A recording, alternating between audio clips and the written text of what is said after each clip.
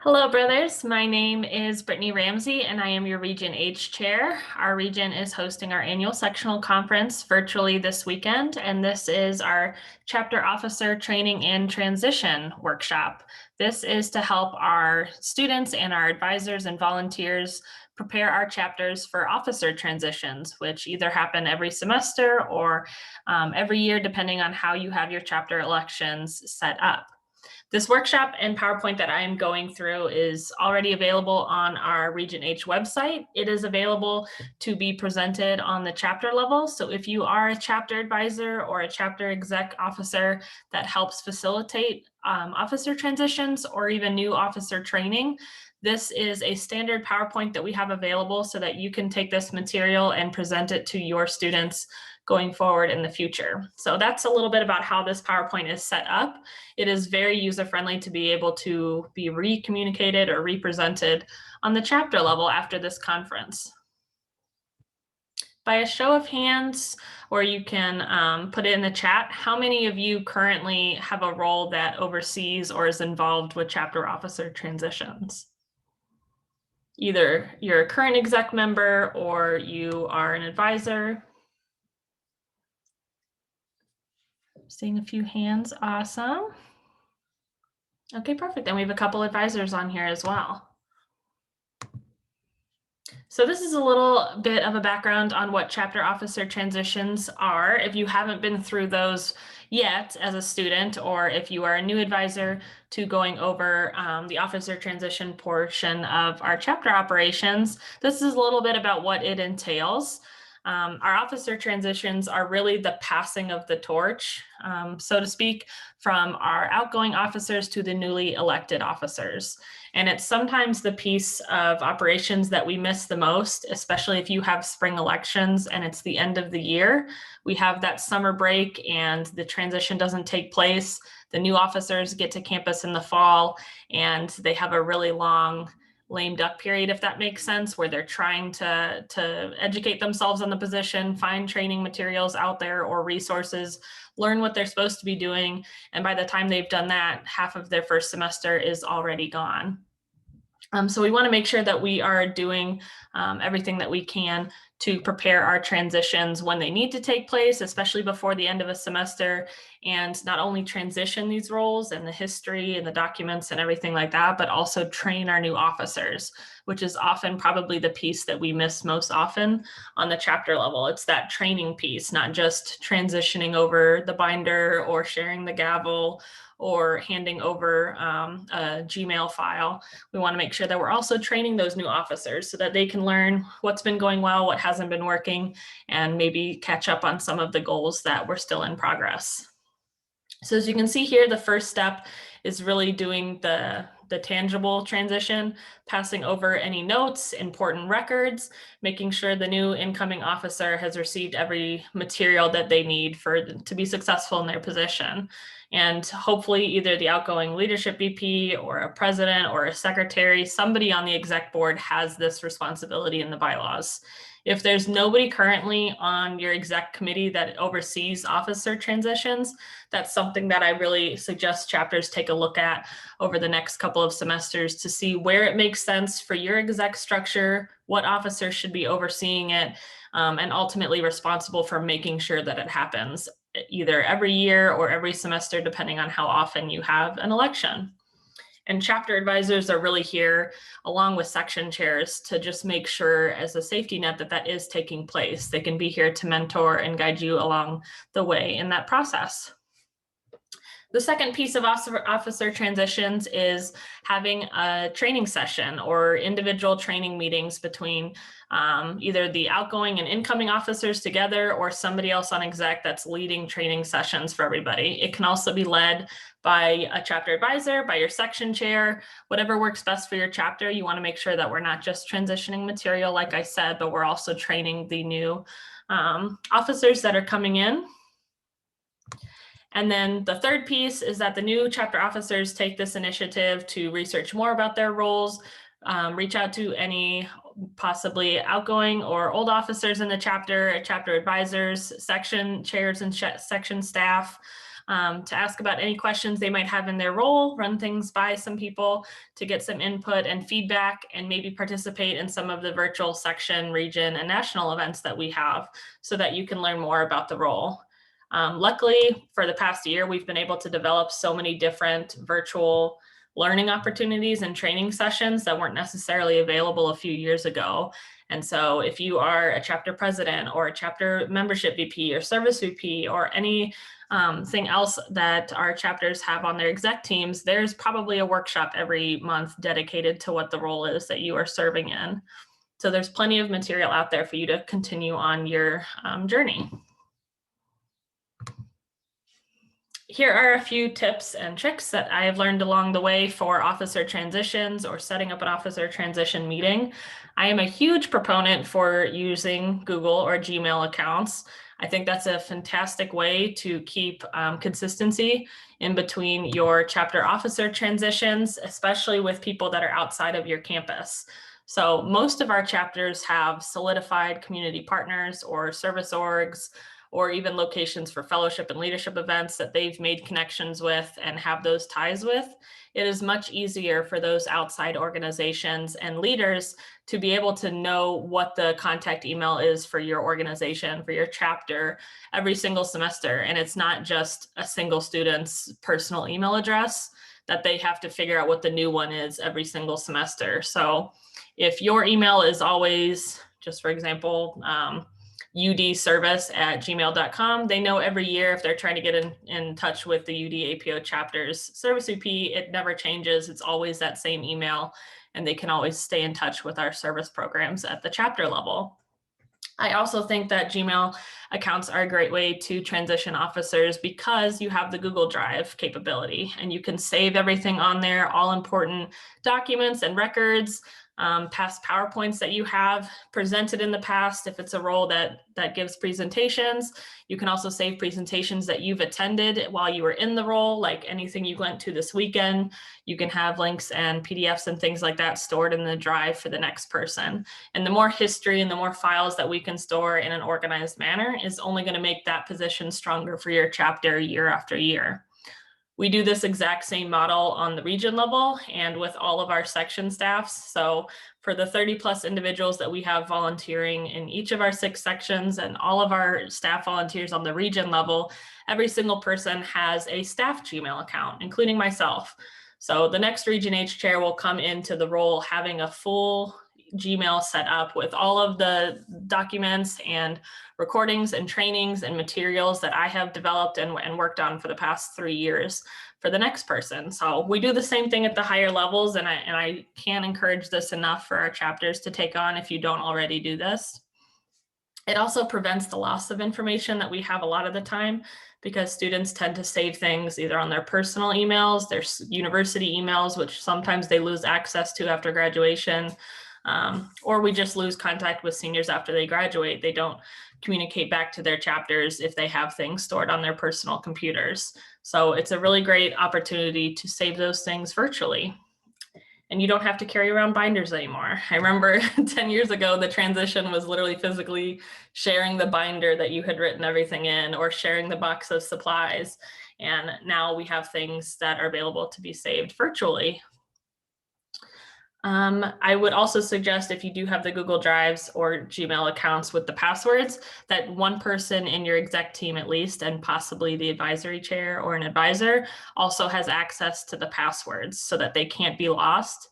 The neat thing about Google is that it tells you if another computer or another location ever signs into your account. So that's a great security measure if you're worried about having your passwords saved somewhere.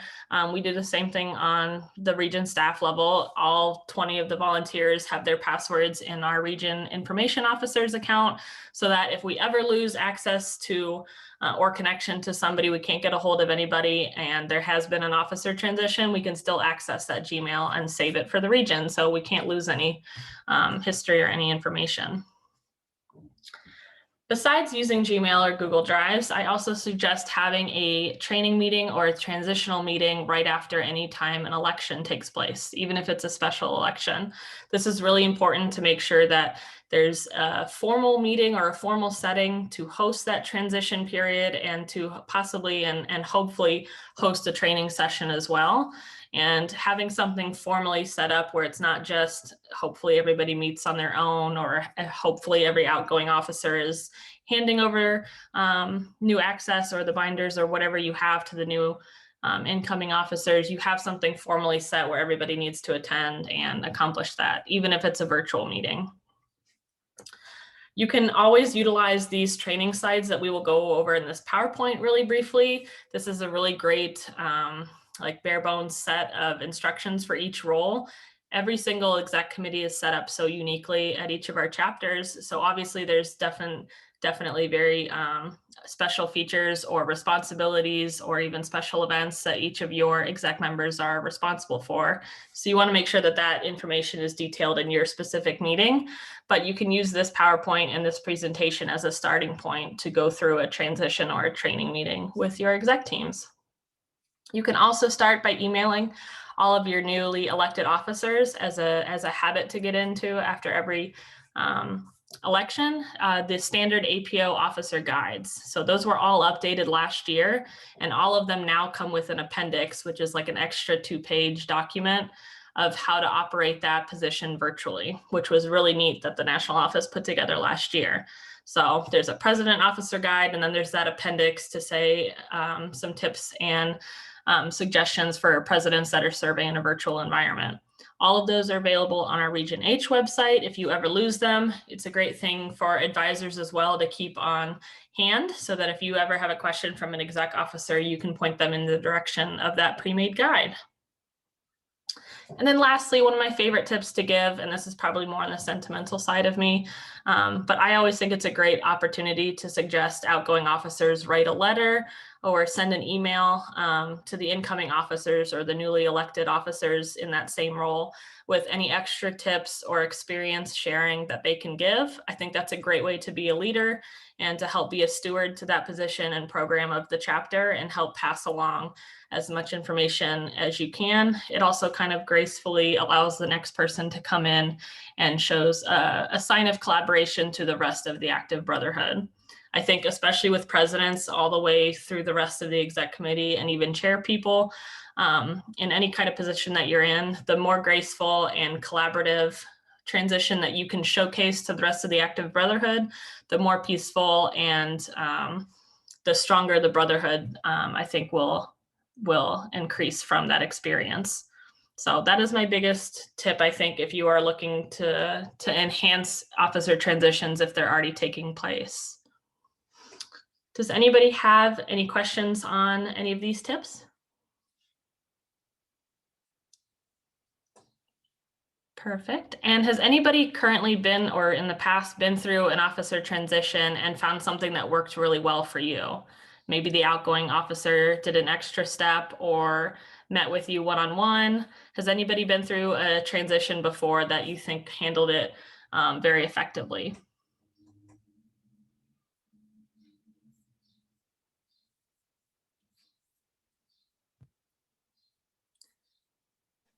I know.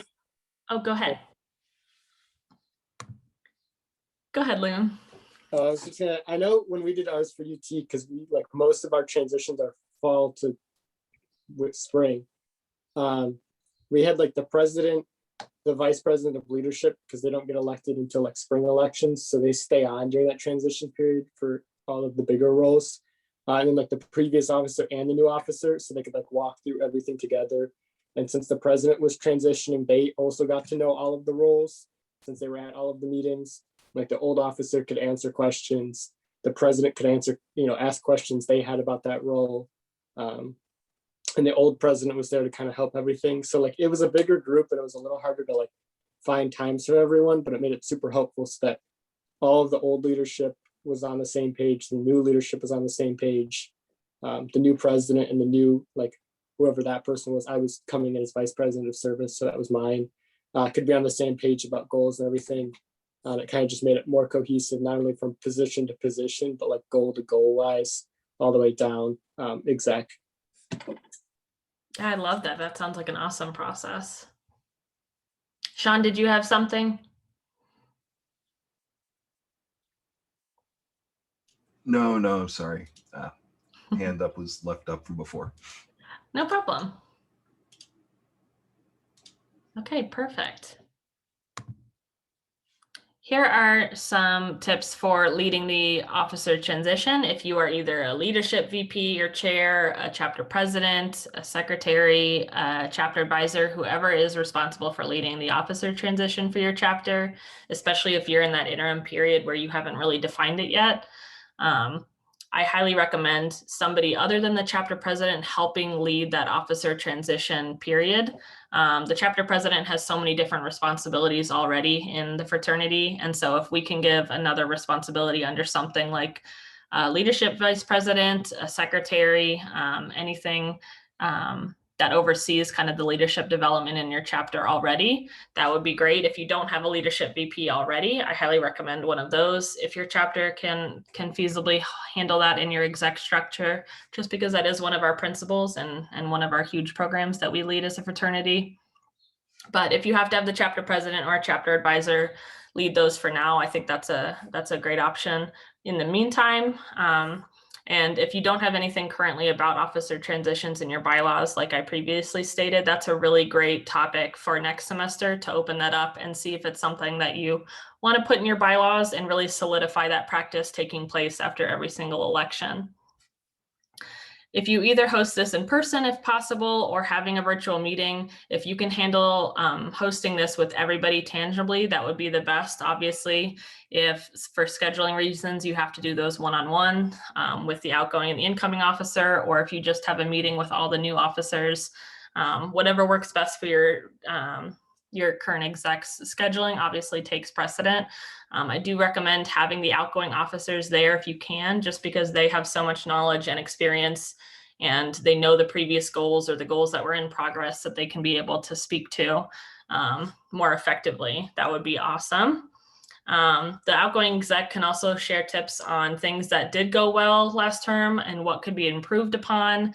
Maybe they have tried working with a community partner before and they weren't really responsive, or they tried a service project and it didn't work out for X amount of reasons, or because we've had such a delay in in-person programming taking place, a lot of our students that have been in APO for at least a few years as an active probably have a very vivid memory of what in-person events were like and what was successful.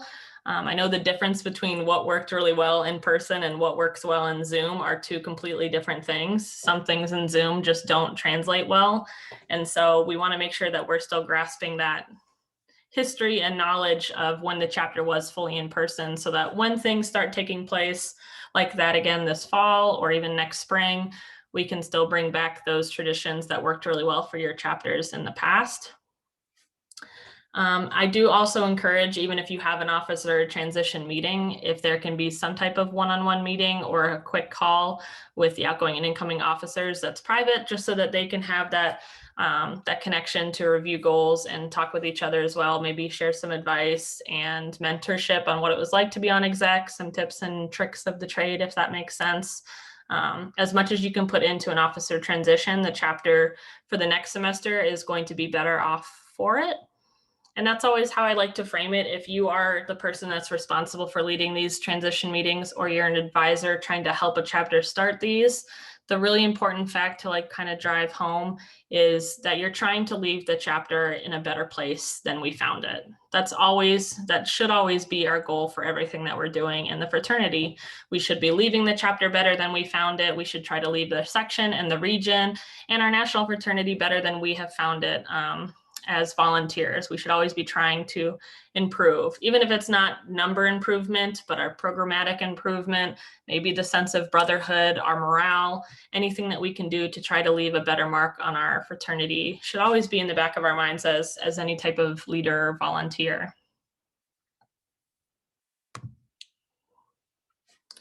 These are just some reminders about goal setting, especially if you are sitting in a CAPS session, which most of your chapters should be hosting at least once a year. Our CAPS program is the chapter assessment and planning session.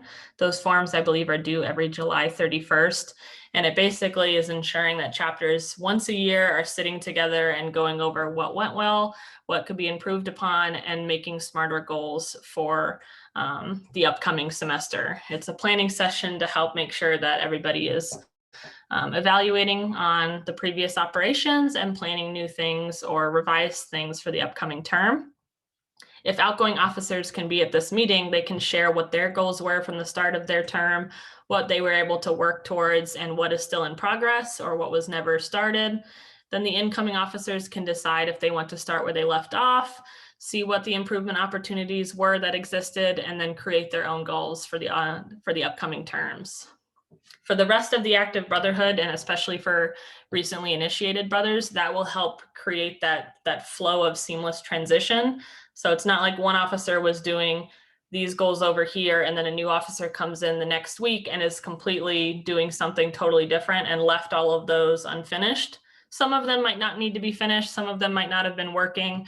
But it's always good to have that kind of transitional period where you carry on whatever was working or what was almost completed, and then make sure you start fresh with whatever your new goals are as well, so that there's no break in programming and the programs as a whole and the chapter as a whole seems cohesive, if that makes sense.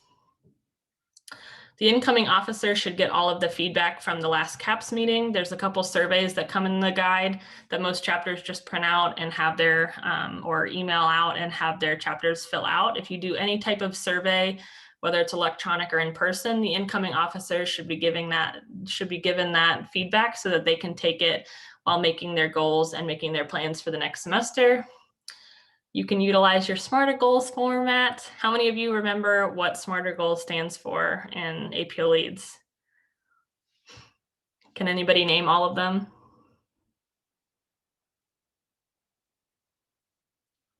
Show of hands, or you can unmute yourself.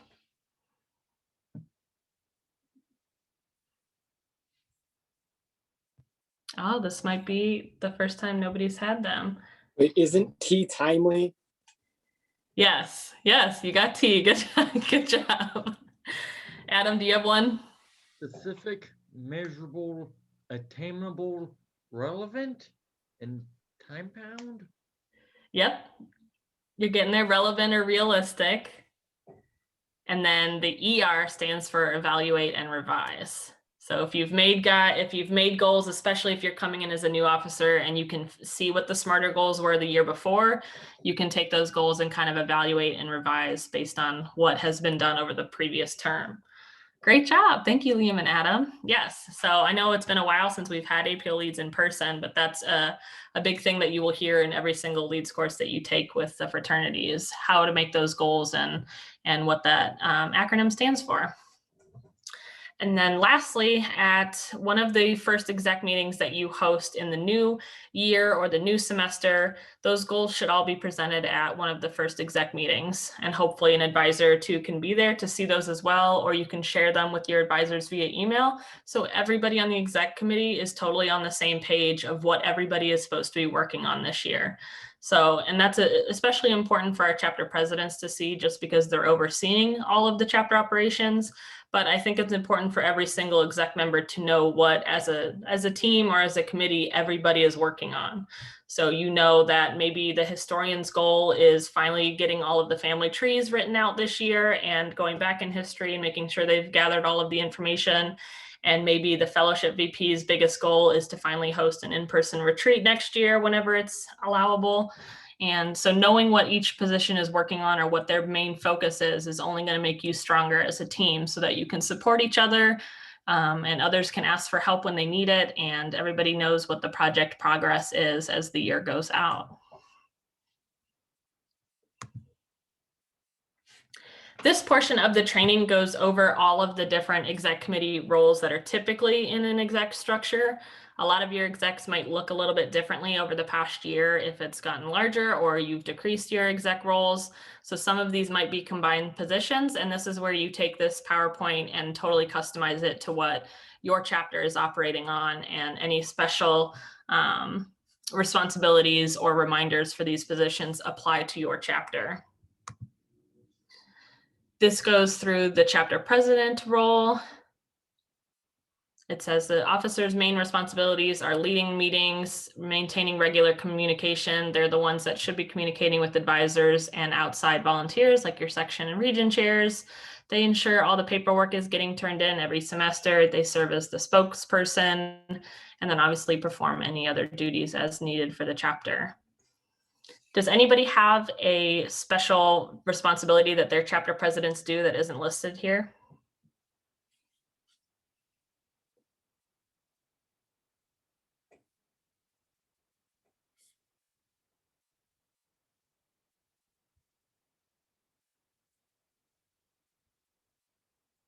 Okay, perfect. Well, then we hit the nail on the head. Let's move on to the next role. This is our VP of membership, and I know we have a couple VPMs on this call. So our VPM's typical responsibilities are serving as the chair of the membership committee. If you have a large enough chapter to have one, you might have certain chairs like a pledge educator or trainer, recruitment chairs, rush chairs, big little chairs, anything like that. Or if you are the one and only VPM, you probably oversee all of those different activities yourself. The VPM has to update the official roster in Officer Portal every semester with the number of actives and associates and pledges. They ensure that a recruitment program is taking place at least once a semester, along with the pledge education program for any new members. They help maintain retention rates and retention efforts throughout each semester to ensure that you're retaining your pledges that you're recruiting, but also the active and associate members. And then if you don't have a chapter historian, which I haven't seen a lot of those lately, a lot of this has started falling under the VP of membership. They keep track of all the big littles or APO family trees if your chapter does that type of program. Does anybody have anything else special or different that their VP memberships do in their chapter? Maybe a special event, or they have a different type of committee formed under them?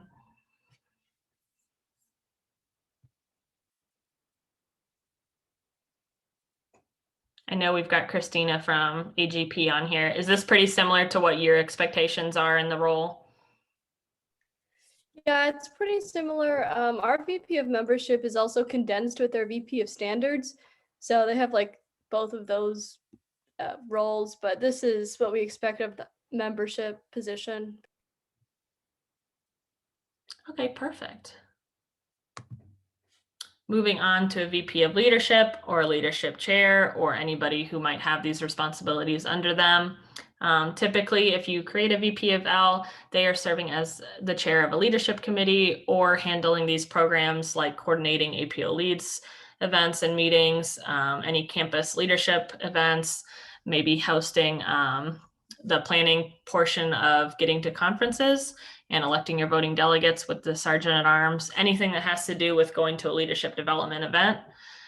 They coordinate all of those different types of activities, and it's really helpful if the VP of L or leadership chair can oversee these types of officer transitions and training.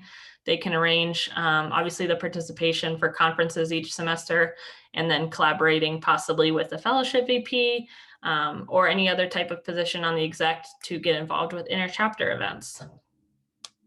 I know VP of Leaderships is really a relatively new position, especially in our area in Old Region 6 and Old Region 5.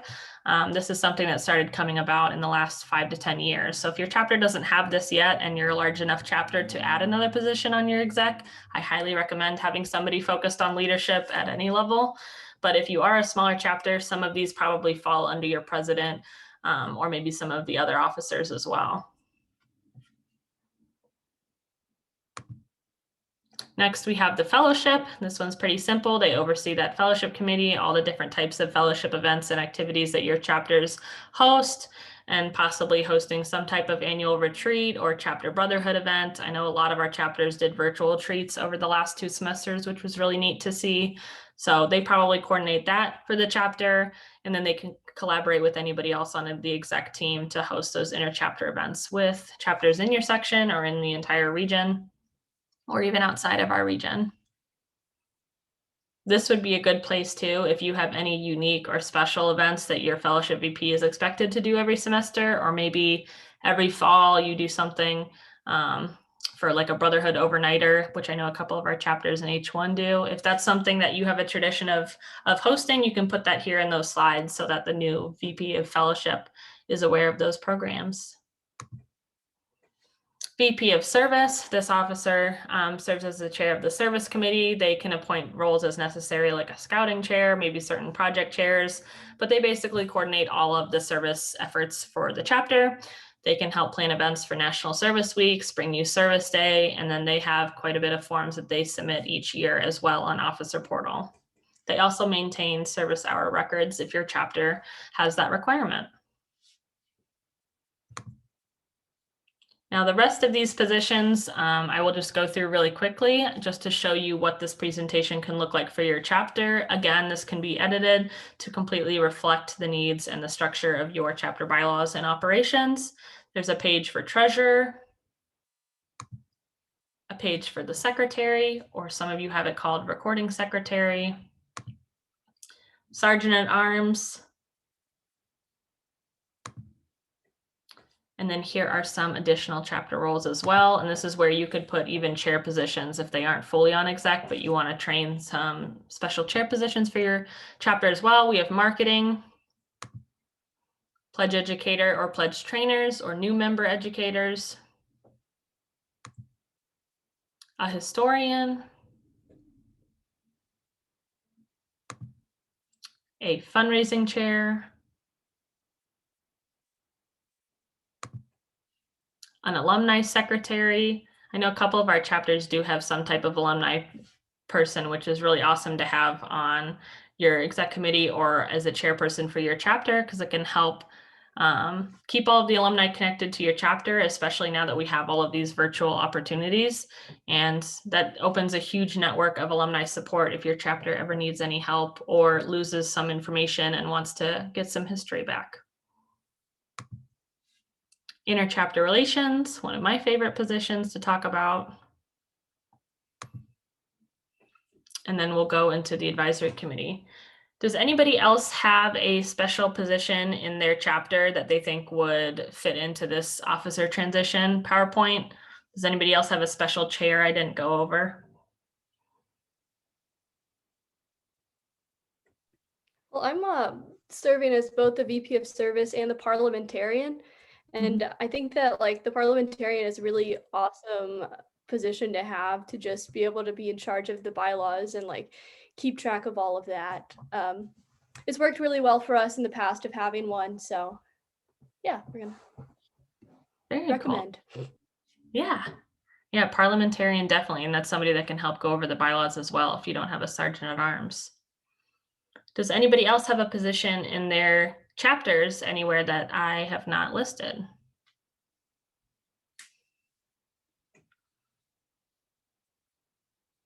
Okay, perfect. And sometimes chapters have something that's really time specific. So like next year in the spring of 2022, Toledo and the section H3 as a whole is hosting hopefully our next annual sectionals conference in person. And there might be a conference chair or somebody that's helping be a liaison with that conference planning committee. And maybe the chapter will choose for that year to have somebody kind of sit as an ad hoc position to your exec committees. And those can be in here as well if you want to include them in anything like that.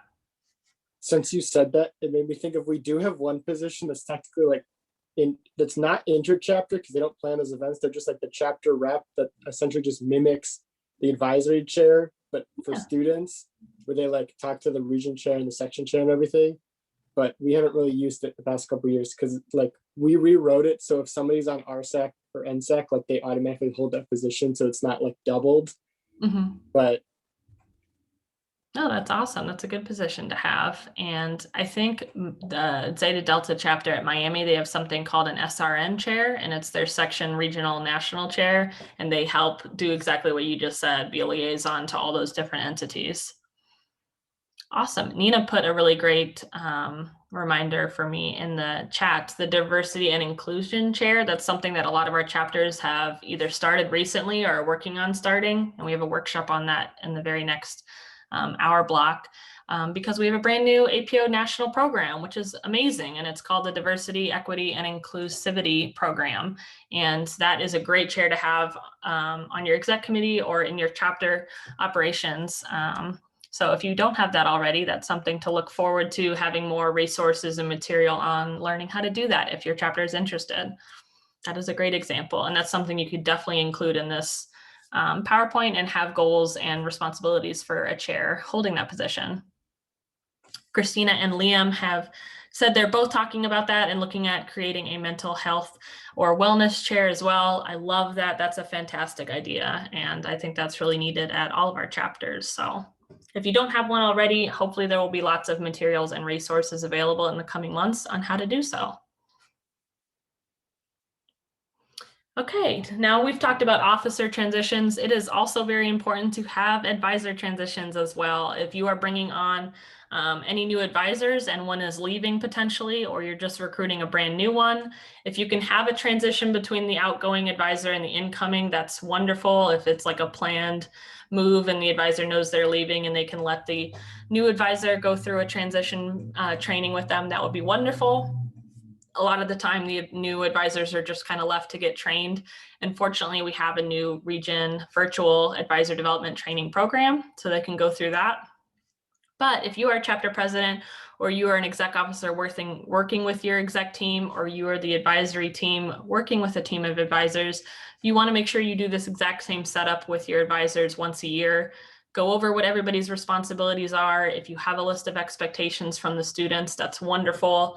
If you know and can plan the calendar out for that semester and know, okay, which advisor is making it to which meeting, can you cover at least having one advisor present for every single virtual or in-person meeting? Which advisor is helping with finances? Which advisor is going to help oversee any elections or bylaw discussions that happen? More of the parliamentarian mindset, volunteer, things like that. Just making sure all those responsibilities that can come up are divvied out between the advisory team. And this PowerPoint goes through the exact same thing we did for officers, but for the different advisory positions, like the advisory chair and some reminders for what they need to do in their roles. And then it goes over the different advisor roles that we have, including campus, which is faculty or staff members, your community advisors, and then our scouting and youth service advisors. We have a couple workshops that are recorded either from this weekend or our last conference, such as the utilizing advisors and alumni volunteers. So if you're a student wanting to know how to utilize them, that would be great to include in your training session or training meeting follow-up that you have to explain that role, especially for newly elected chapter presidents.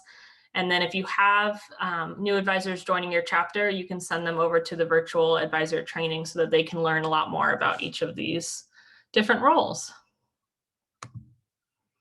Here are some general resources for you all. So if you are going through the planning portion of setting up a chapter officer transition this spring or in the fall after your next election period, there's so many different resources that you have at all different levels. So if you're looking for something on the campus level, you obviously have your outgoing or current chapter officers. You can reach out to the student activities or involvement offices to see if they have any officer transition materials, which a lot of them do.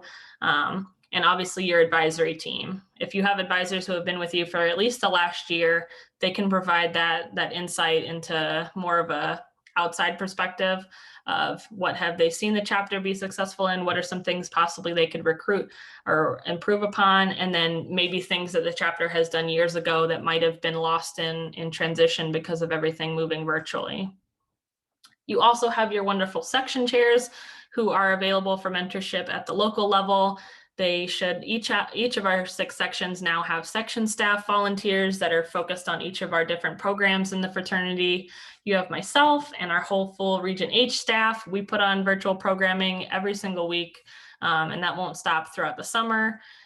There's also a lot of different resources listed on our APO Region H website. If you go under virtual resources, they are categorized, everything from LFS, membership, finance, marketing, virtual meetings, anything that you need form-wise, and future events are listed there. Copies of our monthly e-newsletters, everything you can need is pretty much on that one page right now to make it a really quick and effective one-stop shop for resources. So if you're ever looking for something, everything new that comes out from the National Fraternity gets shared there pretty quickly. And then lastly, we obviously have so many different national resources too that I want to make sure everybody's aware of. We have the APO Impact Guides or the Officer Guides. They do webinars as well each semester, and we do them on the regional level with the same type of material. We have the National Convention coming up this December. Officer Portal has a bunch of resources in their resource library as well. And then the free APO app, which came out last year, and they've done a lot of development too. That is a really easy thing to open. Instead of trying to navigate the national website, it's really easy to download on your phone. And as long as you have the most updated version, the thing that I use it the most, or I would if I was a student, is probably the individual payment portal button. So you can pay your dues pretty quickly. And then the other button that I would use the most is the video library. And that's how you could get to all of the national recorded videos. There's a lot of other things on there, and that app will get used immensely at the National Convention. So they will do any push notifications for updates and things like that. So all new officers should download that app and take a look at it and see what makes sense for their positions and if it can help alleviate any stress trying to have new members find things on the national website.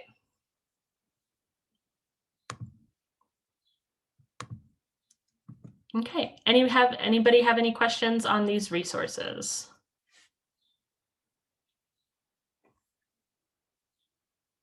Okay, I'm going to pull up the our region website really quick to show you what I just talked about, so we can put this in the recording as well.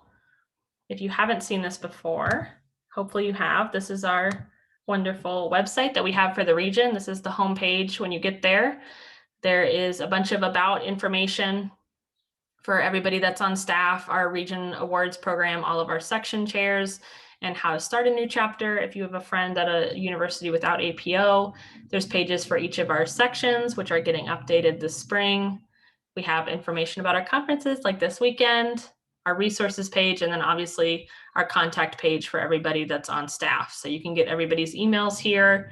If you are in an officer role or hope to be in an officer role in the future and want help with certain programs, all of these individuals are here and ready to help you all, whether you're a student or advisor or alumni volunteer. They can help you with whatever you need. And then here is our community support resources that we have. And then we also have this wonderful page for virtual resources, like I mentioned. So this is what everything looks like listed out. There's templates for virtual pledge meetings and chapter meetings if you are still doing them virtually or have hybrid meetings. Here are some of the officer guides that I mentioned, any updates that come from the national president or myself, and then our region newsletter. Does anybody have any questions on our website?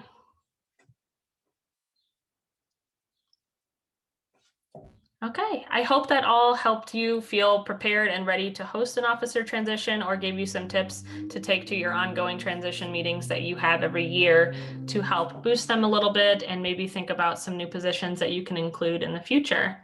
If nobody has any other questions, I hope you enjoyed the rest of the day, and I hope to see you all soon. Thank you, brothers. Thank you.